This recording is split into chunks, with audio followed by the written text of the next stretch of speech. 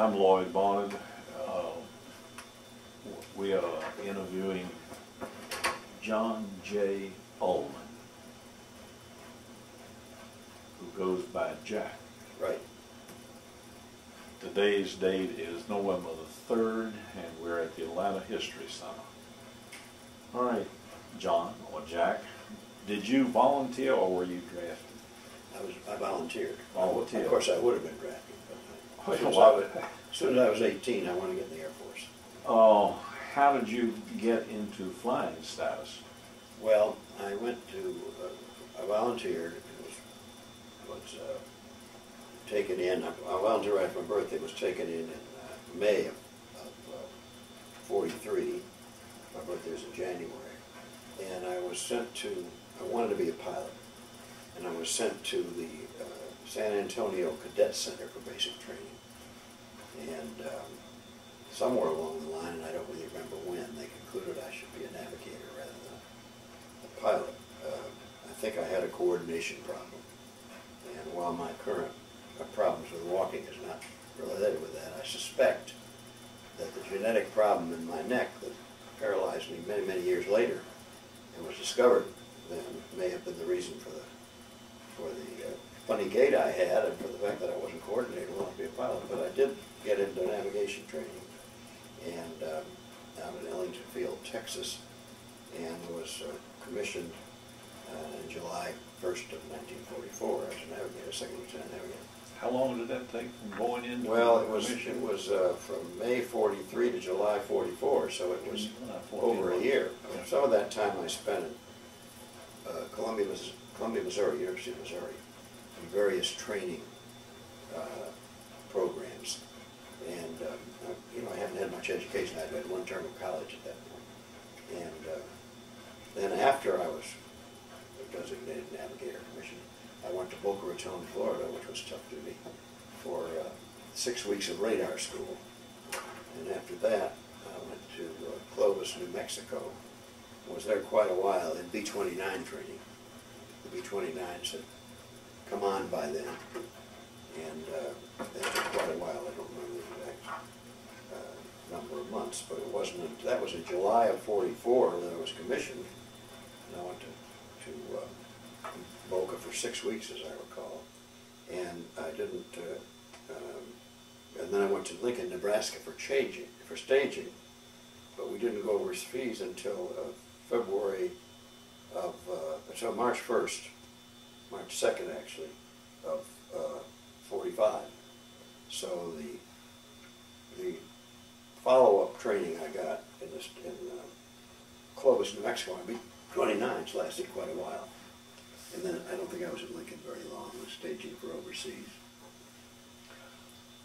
What, as a navigator, you didn't have all the wonderful things we have now. How did you take sights? How did you position yourself back then? Well, there in the last story. Before I went to Tinian in the Marianas. I went to Mather Field and was sent from there. We was stopped in Hawaii. We navigated mostly with radio. We had a little radar scope that looked out 50 miles in front of us, and there was a technique called Loran, a technique, but I hadn't been checked out in this, and so we navigated by. We also had celestial navigation. We were trained in that, but mostly it was radio and homing in on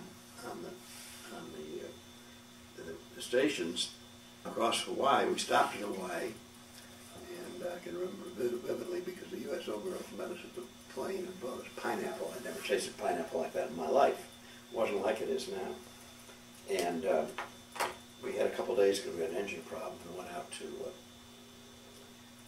Ford Island, had dinner with a captain out there, I think, and saw the devastation of Pearl Harbor.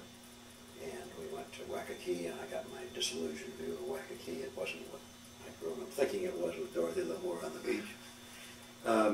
Did you fly over with a full crew for Yes. your 29? You flew over Yes. on your 29 that Yeah. you were going to be in combat with? Well, that's what I thought. That's right. We picked up the plane in Topeka, Kansas at Fort Riley.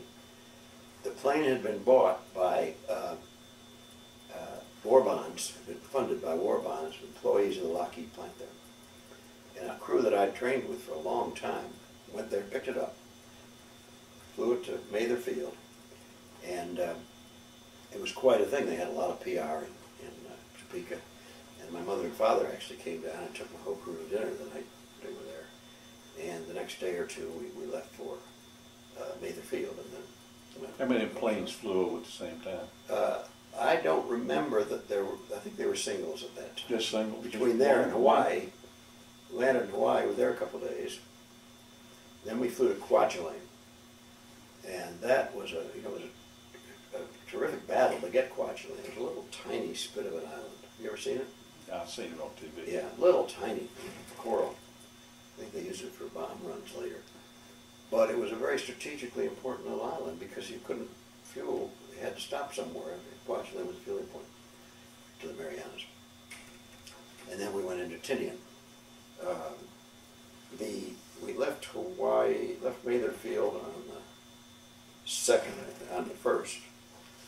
And we got to Kwajalein on the 6th. We stopped in Hawaii for this repair.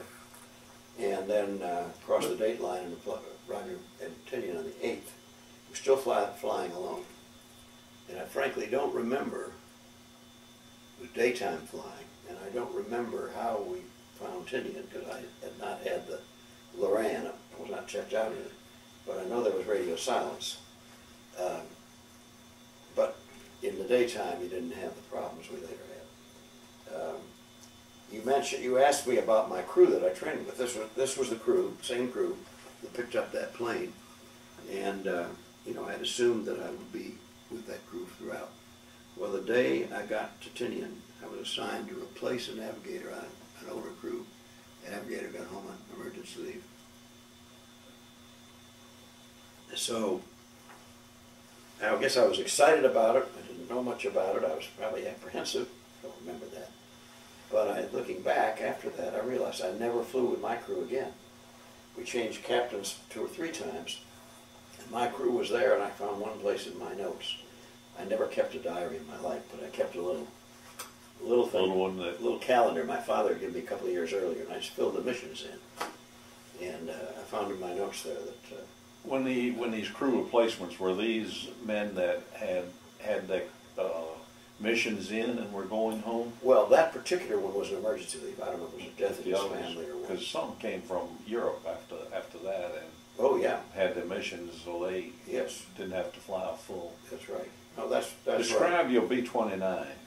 Well, a lot of them were built right here in Atlanta, That's right. I'd forgotten that. Yeah. Well, at the time, it was an enormous aircraft. Today, it looks almost like a B-17. It was a very interesting craft. The pilot, the full pilot, and the bombardier were right up in the nose. The bombardier was right in the nose. And then there was a partition, and the navigator, and I think there was an engineer and a radio operator. And then there was a long tunnel tube that you had to crawl through to get to the back where the gunners were. This was pressurized.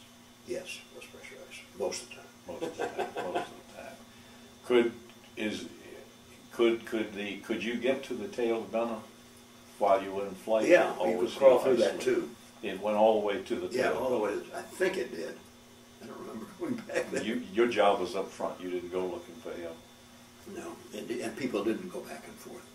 I suppose if someone were wounded badly, of course there were other gunners in the back. How many missions did you fly? I flew combat missions. I flew 26, including the last one, which was the victory mission over the Missouri peace signing. We went in at low altitude and saw that. They credited me with a 26th mission, but that was not much of a not a difficult mission. But it was exciting. It was exciting. How much your missions were over Japan? Yeah. How many hours did it take you to get there? Well, that's an interesting question. It was normally from 14 to 16 or over and back, and almost always at night. So it was a long.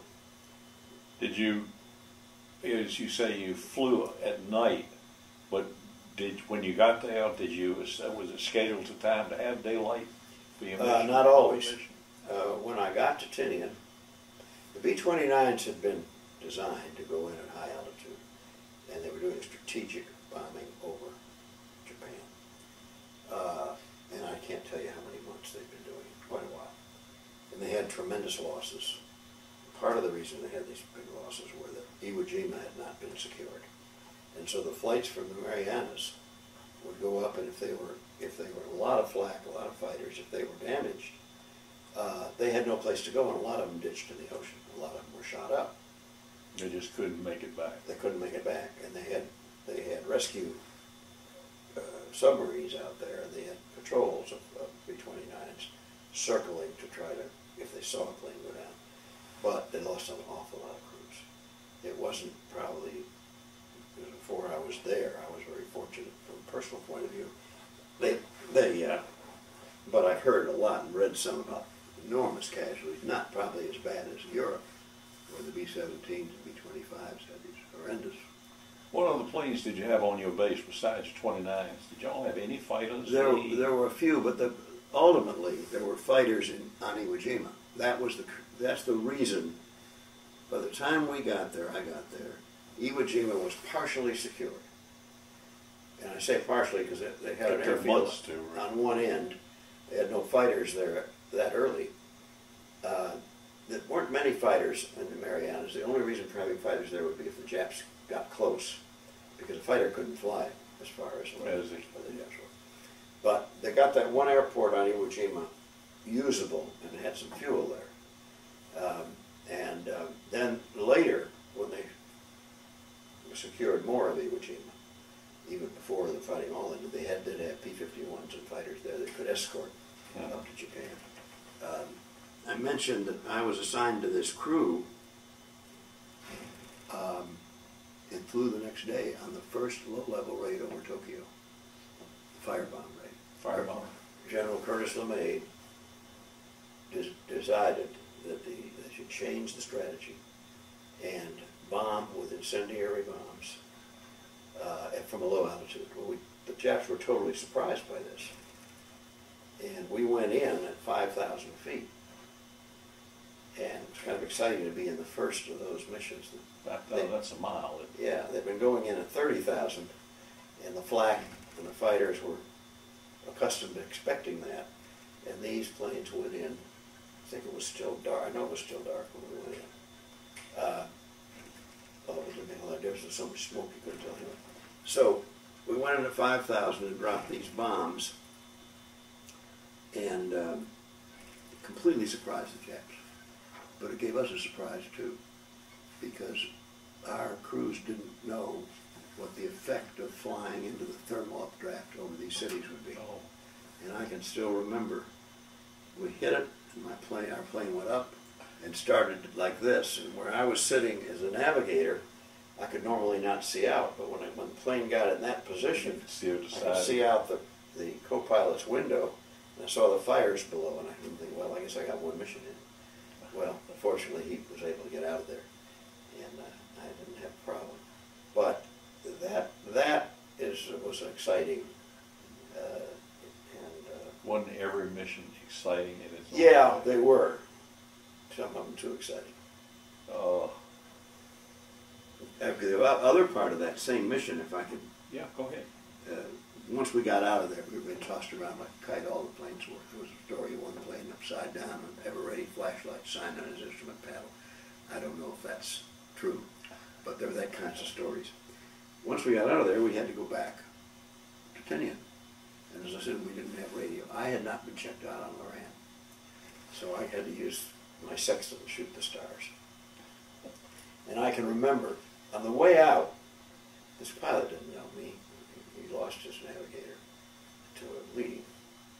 And I remember, on the way out, I could see in my radar scope this little 50-mile thing, a little island called Manami Iwo Jima, just a little spit. I think it was after me. I think it was maybe before Iwo Jima or after the leaders. And I said, Manami Iwo Jima ought to be at 2 o'clock, about 30 miles out. He looked and he saw it. Well, he thought I was something else, I think. Coming back, because coming back, he never questioned me. I was shooting these stars, and we came back zigzagged across the Pacific like this. And every time we'd get over on this tack, I'd say we may have to go in for Eagle for gas. And we'd get on this tack, and I'd say we're going to make it. Well, we did make it. 14 hours and 55 minutes total. And that was, I noticed in the log I saw, that I didn't even know I had, that the government, Air Force gave me, that that was the second longest flight we had. I had one, I showed it, the second longest was 116 hour, I don't remember that. How frequently did you go on a mission? Well, you go 2 or 3 every couple of days. You know, you come back, rest a day, and go again for several times. Then there might be a longer wait. How many planes in one of these bombing flights? Well, they varied. I found in my notes one flight over Tokyo that had 500 planes over the target coming from all areas. B-29s? Or you had a lot of all speed? And that was much later. But I noticed that they had 500 planes and they lost 17, I think, even that late. And that was, I think, another fire rate.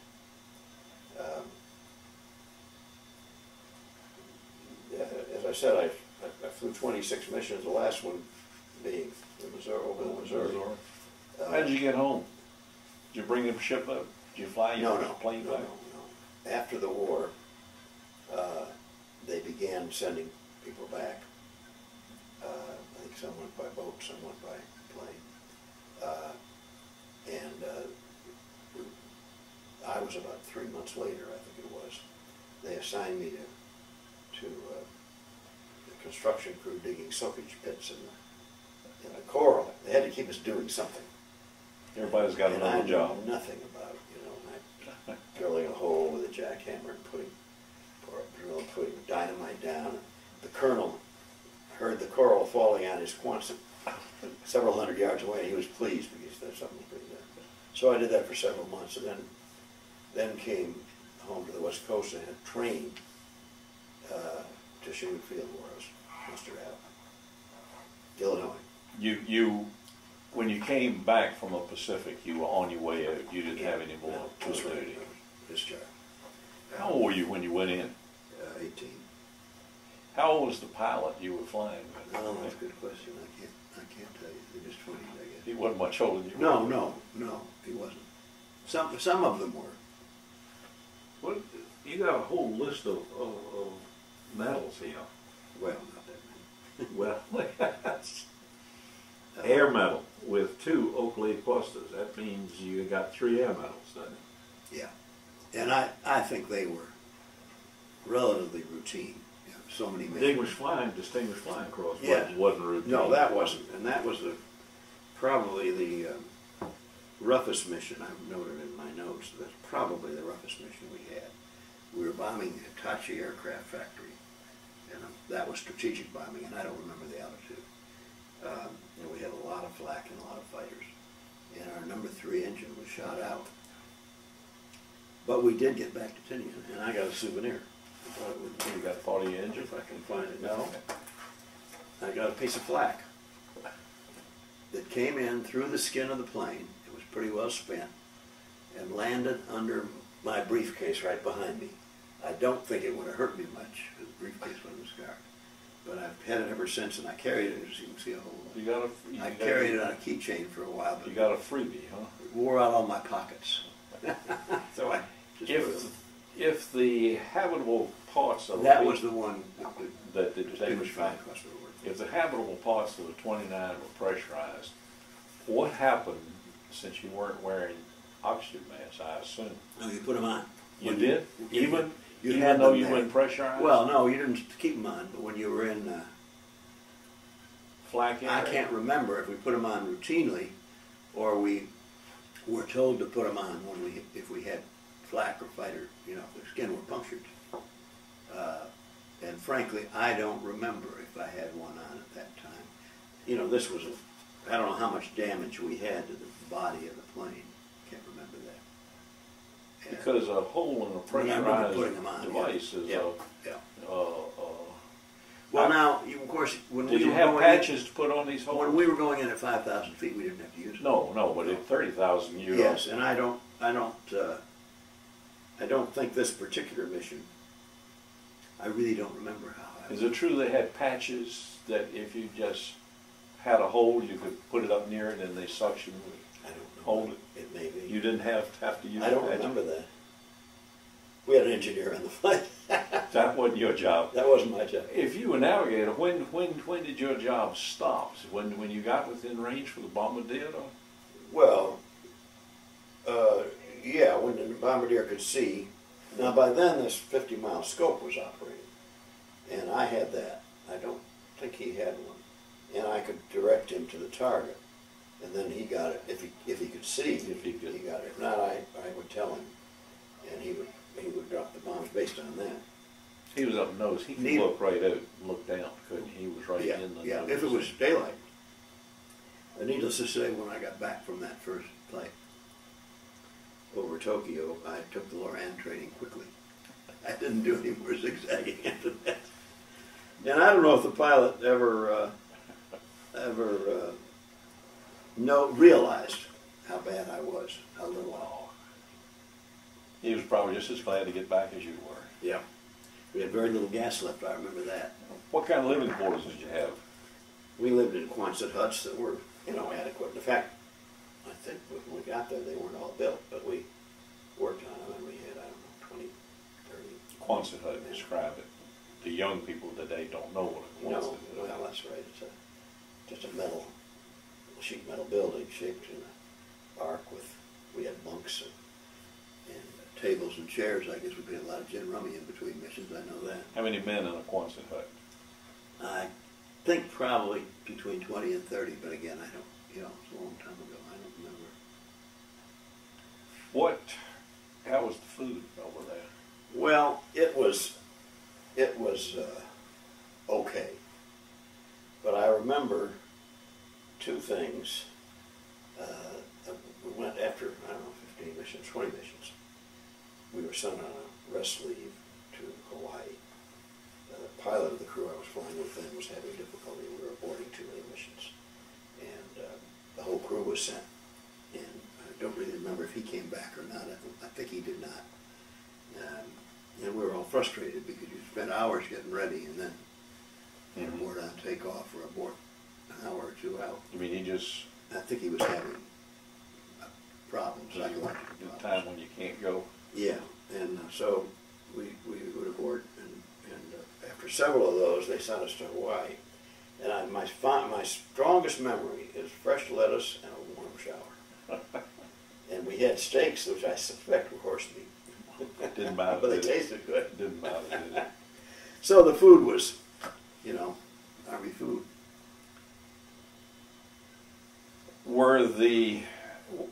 You went in as a second lieutenant, you came out as As a first, yeah. first lieutenant.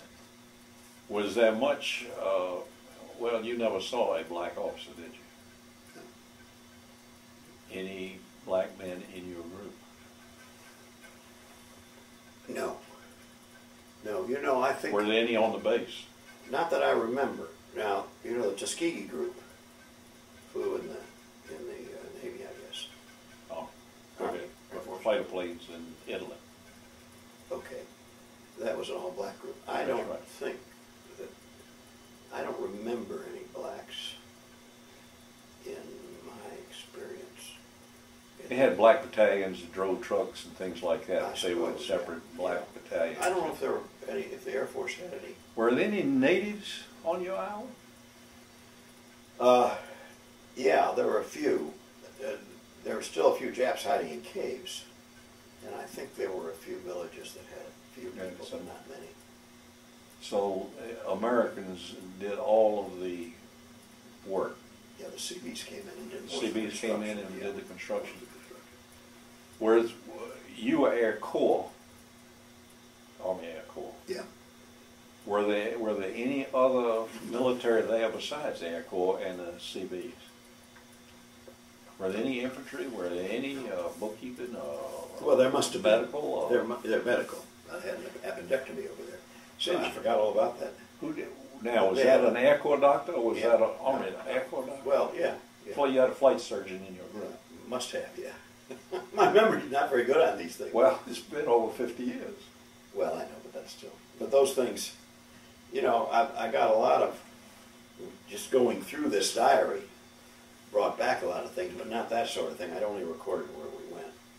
And somewhere I've got a bunch of letters I wrote home that my mother saved, and I haven't. Well, your mother saved letters too. Yeah, My I mother had, saved I letters. had a lot of them printed in the local high school, suburban paper. I don't even know where they are. You from Chicago? Yeah, North Shore suburb. How did the Yankee boy get out in Atlanta here?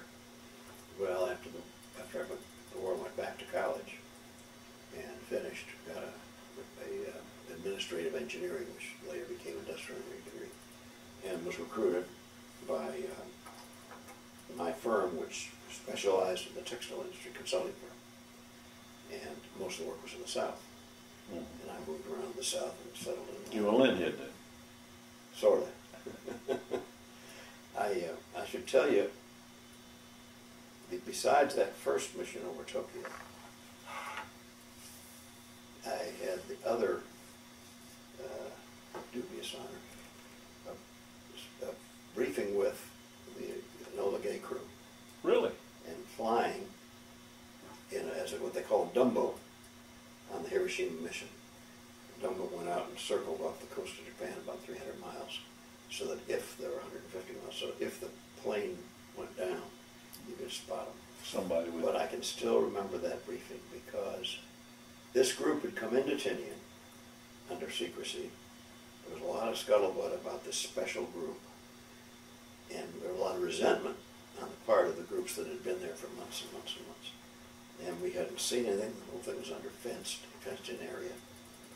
I remember seeing what they called the Fat Boy later, the atomic bomb itself, somewhere Big gas tank or something. outside the storage area.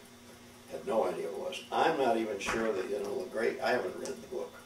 I'm not sure the Enola Gay crew knew what they had. I do remember in that briefing, they were given explicit instructions if they were shot down or they had to destroy the plane, presumably themselves. So we knew that something was there, but I learned it on the radio flying back the same way you and everybody else did. Really? Yeah. You were so far away that you couldn't see No, the 200, effect. 200 miles out. Couldn't see the mushroom cloud.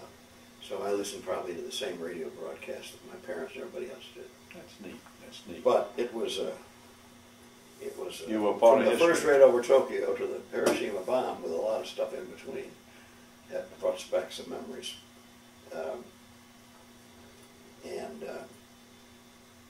In retrospect, I also remember a mission, the only time that we did about run out of gas, not the time we lost the engine.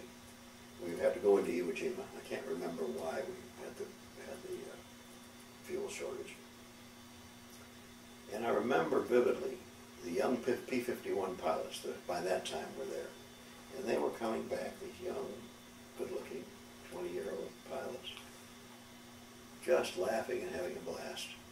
And they talked about having dive bombed and strafed the civilians outside the city. And I thought, young American boys doing that? It didn't occur to me until a long time later that dropping napalm on these cities I didn't realize we used napalm. was killing. Well, they now call it napalm. Yeah. We knew we were dropping fire bombs, and then we knew that it had gasoline in some form. But most people don't know that first raid over Tokyo killed over 100,000 people, and was more than were killed at Hiroshima. The bombs, fire bombs altogether, must have wiped out a million civilians or more. I don't know the numbers. I haven't seen it. There was mass devastation, that's Yeah, for sure, yeah. I tell you. So this attitude of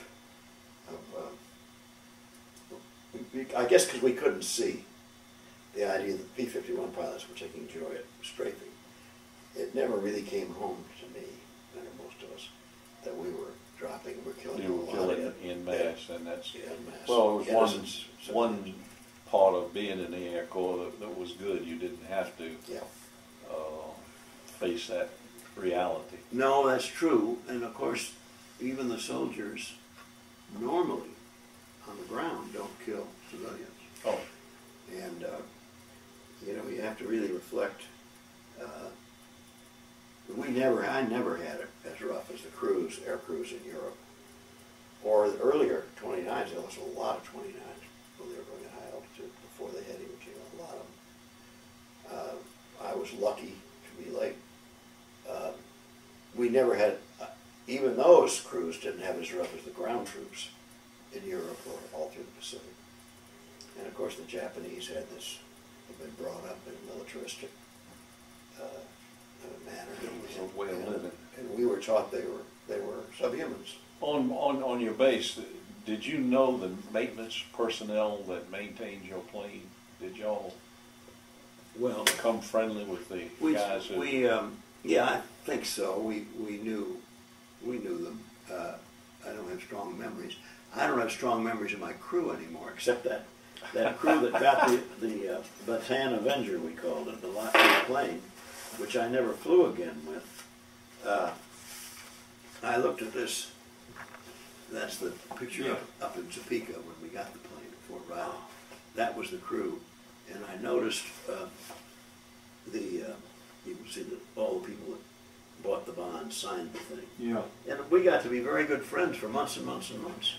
But then after I got on another crew, that all was behind, and I never...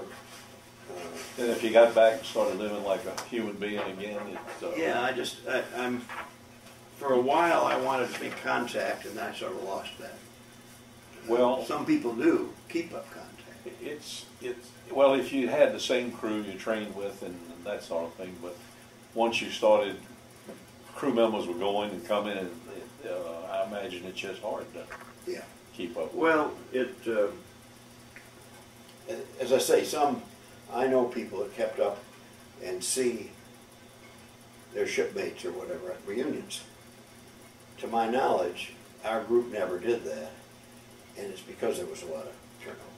I flew with 3 or 4. What Air Force were you in? 5th Air Force? It was the 39th Squadron of the 509th group, I think it Bombs was. group. And I guess it was the 5th Air Force. 5th Air Force. I think it must have been. I'm not sure. The 8th was in Europe, and the 5th it was in the Pacific at the end of the war. Mm-hmm. What was college like when you came back? You mostly veterans in school? Yeah. It was different from college today, wasn't it? Oh, yeah. When I went as a freshman, originally that first term, there were, of course, almost no military, maybe none, and we were all just waiting to get in. We haven't reflected on how bad things turned out in terms of some of what I described. Even in the good war, the killing was horrendous, both ours and theirs, in Europe and the Pacific. When I got back,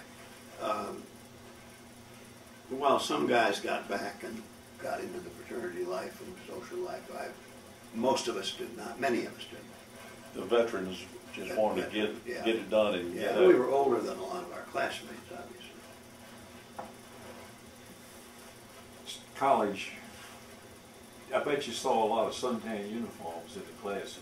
I bet a lot of your classmates were veterans and were. Yeah, I don't think they ever wore military stuff. When you say uniforms, and well, I mean, you took the patches and everything off, but I don't know. I don't remember doing. You don't remember? No, and they may have. I went to Georgia Tech, and it was really. It was all. No, I don't. I bet you 3/4 of us wearing suntan uniforms with the patches have been taken off. I don't remember that. Maybe I was so glad to get out. I got rid of it. What mission bothered you the most? Well, that one I mentioned where I got the flak bothered me. The first one where I really thought we might be going down,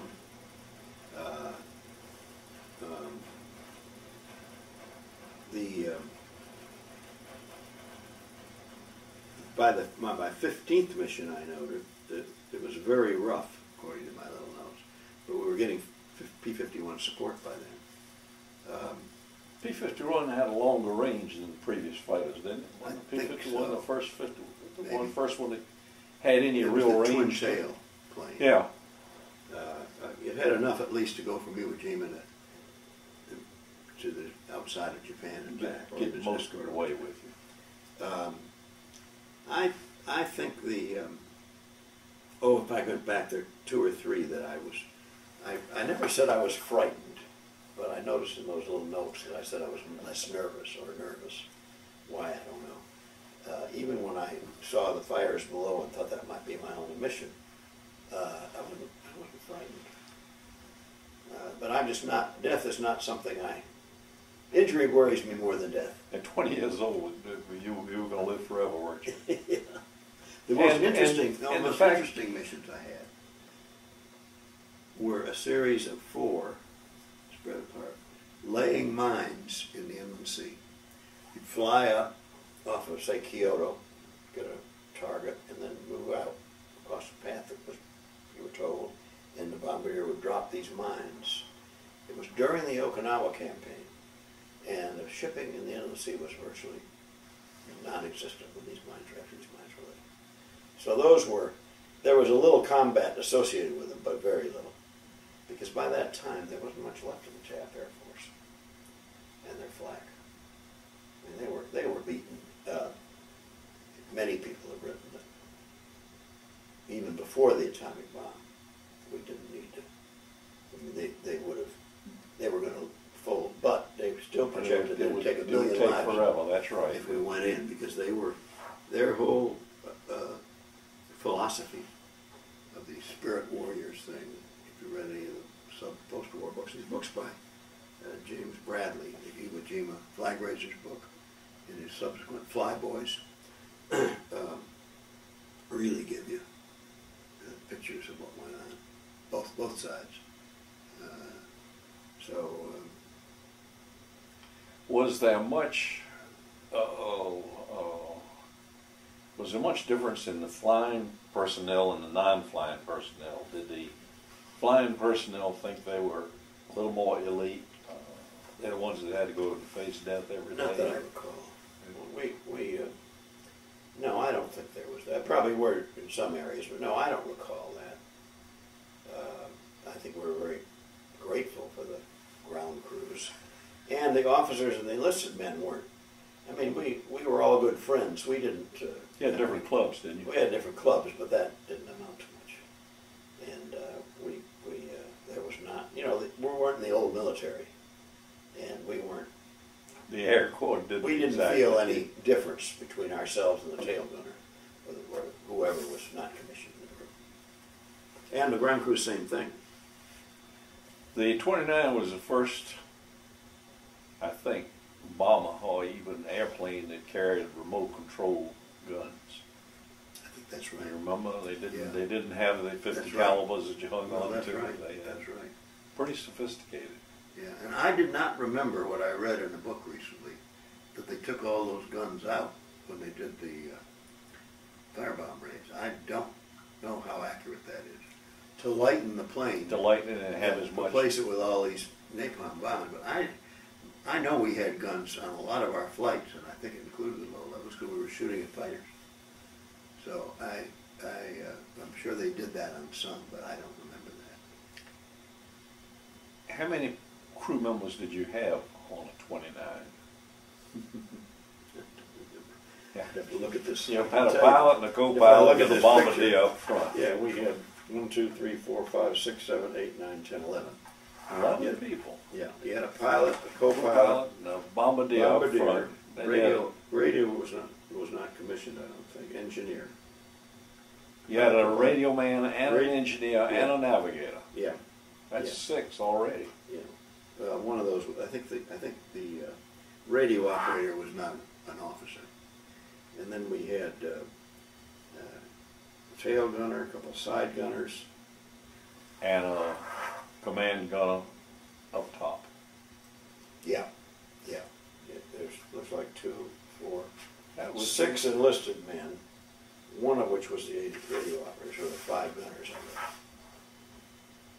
That's a lot of crew. Well, it was. Considering now the crews they have on the bombers. Well, or even back when they had, I don't remember how many were on a B-17 or a B-25. I really don't. I didn't fly in those, and I don't remember. But they were less. Well, the B-29 was you know, there's one here in Atlanta. Yeah, I've seen it out at Marietta. Yeah, I've seen it. Not looks small. Doesn't it look dinky? Used to be the biggest thing I'd ever seen. I think the color they painted it makes it look smaller too. Maybe. Well, it's small by today's terms. How did you come back from the Pacific? Did you come by ship or fly? No, I flew to Sacramento, I think, and then we had a day or two. You got Air Transport Command? I guess so. You didn't come on a bomber. You came on regular I don't think we transport. Yeah, I don't think we brought the bombers home. I don't remember that. I think we came on a transport. As I say, I'm not a big diary keeper. By then I quit making notes in this thing. Then we got a train, and I can remember that vividly because by the time my father's office was in downtown Chicago, and by the time we got somewhere in Iowa, I was sweaty, dirty, beard, everything. And I knew we were going to be in the Chicago railway station for about 4 or 5 hours. I don't know how I found that out on the way down to Chinook Field. So I called my father at home and asked him to bring a clean uniform in for me. And I went to his office. Of course, he was thrilled, and all of his colleagues and all the war hero coming home stuff, you know. And I went to, they had a gym somewhere in the building, downtown office building. And I went down to a shower and shaved and came up with a clean. They didn't recognize you when you got back on Well, the train. when I got back in the train, I thought those guys were going to kill me. But it felt good. Basic training. You went in at age, what, 19? 18. 18. 3 months, 4 months after I was in.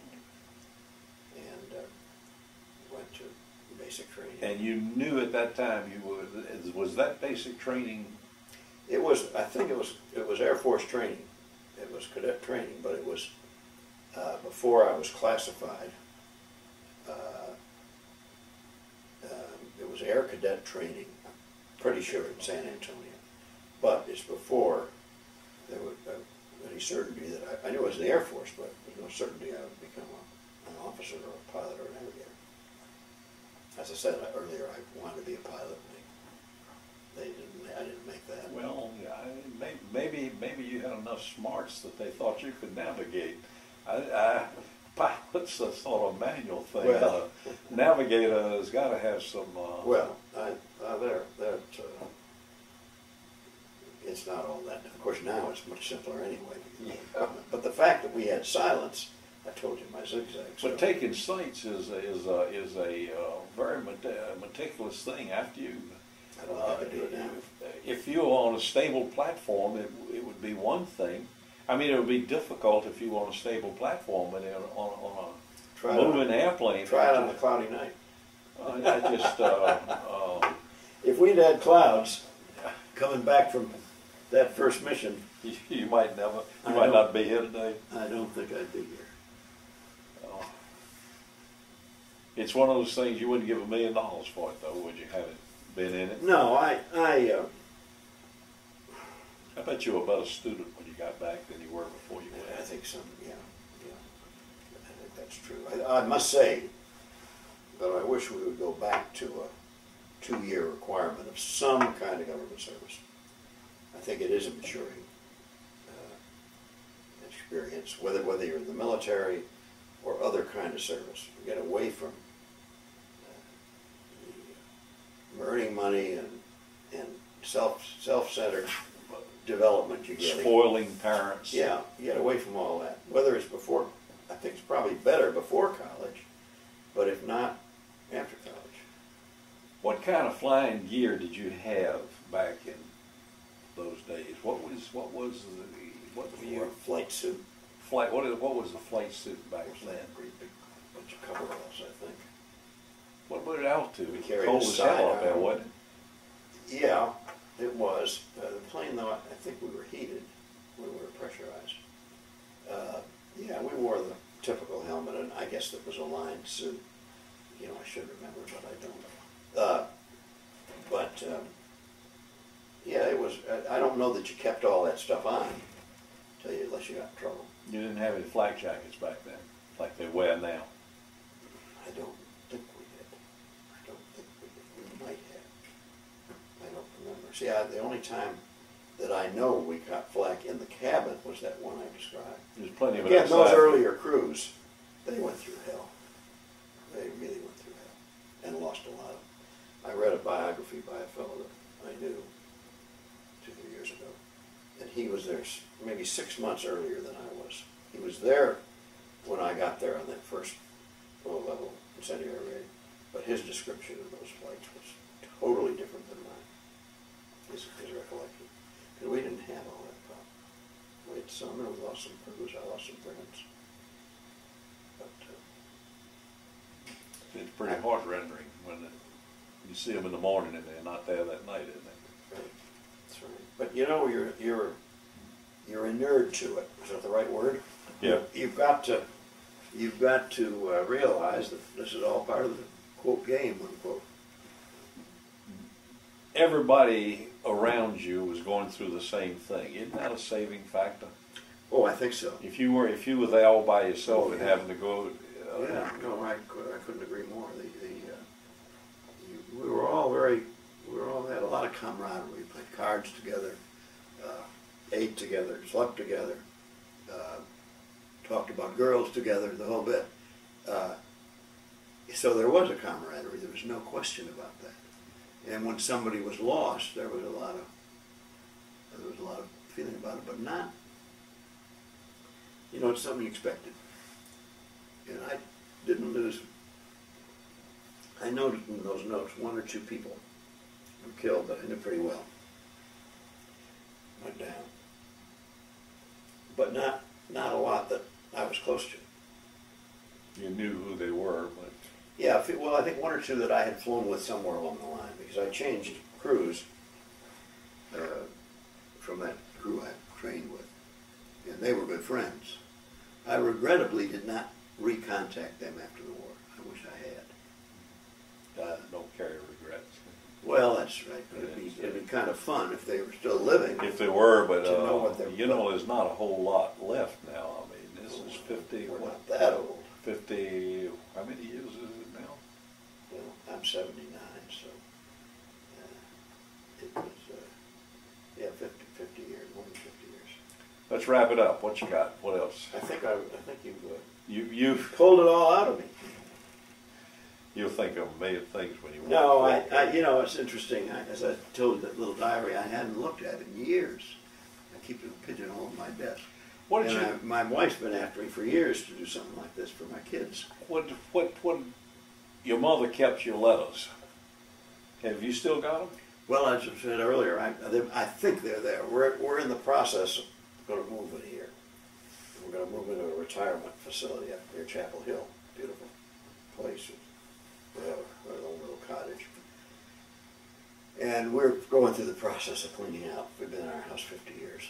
Thinning down is what we call it. We're thinning down. Yeah, and I'll find those letters. And they've got a lot of detail in them, but, you know, I may look at them. Do it. Mother saved all mine, and I read them, and some of it I can remember. A lot I can't remember. Of course. Well, I can remember being angry that I found out my mother had them published in the local. A good friend of mine's sister was the editor of the local suburban. You had to be careful what you said to Mama, didn't you? I didn't know it at the time. But she had a high profile in the community. She was an interior designer and had a studio there, shop. Mama was probably more worried about your life than you were. Oh, sure. She had 3 of us. They're strange people, aren't they? No, they're mothers. That they can live with it, keep on going. Yeah, and I never got any feeling of, you know, you see so many parents now, and not just in the current situation, that are so opposed to the military and kids going in, especially kids that grow up in a community like we live in. And that's why I said earlier, I think there should be a national service, not necessarily military. Because there was no question during World War II. Everybody was on the team. There was no, I don't remember any negatives. Wasn't it amazing? Men, women, young, old, and the civilians here, although they didn't get bombed, but it was unreal what went on. And it's a tragic thing that since then we haven't been able to, well, it's a two-edged sword. It's tragic that we haven't had that spirit. It's good we haven't had We hadn't had the need. But look at the losses we had in Vietnam and Korea. Yeah, we didn't have those feelings. Now in Iraq, the numbers of losses aren't all that great comparatively. Compared to, that's right, the hundreds of thousands. Oh, no, that's right. But still, there's the attitude is you say you got two brothers? Your mother had 3 sons to worry about? no, she had a fourth, but he had died when he was 13. She had 3 sons in the service? 3 in the service. My oldest brother didn't go in as early. He was in the steel industry and had a deferment from it. Finally, he just got fed up. And he became a naval officer. My other brother was a naval officer. He wanted to be a pilot and didn't make it. And I saw him on Okinawa after the war. I copped a ride. I think he got there after the fighting. He was in the Navy, and I hopped a ride to Okinawa. I guess it was after when I was doing those soakage pit things. I was able to jump on a plane. And I went to see him for a day or two, and that was kind of fun. I bet. But he saw a little combat, not much. And my other brother was on ships and under some attack, but not severe. Not severe. The worst, I think, were the guys that fought in Europe and in the Pacific on the Marines and some of the early flyers. I was well blessed to avoid that. To look at it that way, I mean, you were glad you went, but you're also glad that you were timed right. Jack, let me see if I can find the red button here. Is it on that little thing? That's right.